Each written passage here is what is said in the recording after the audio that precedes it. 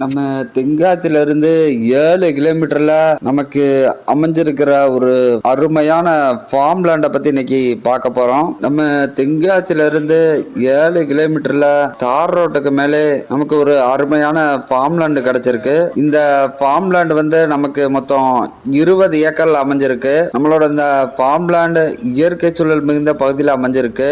அதே மாதிரி இந்த இடத்துல நீங்க 25 சென்ட்ல இருந்து 5 ஏக்கர் வரைக்கும் நீங்க வாங்கிக்கலாம். இந்த இடத்துல தென்னை, வாழை, மா இதெல்லாம் பயிரிட்டு இருக்கிறாங்க.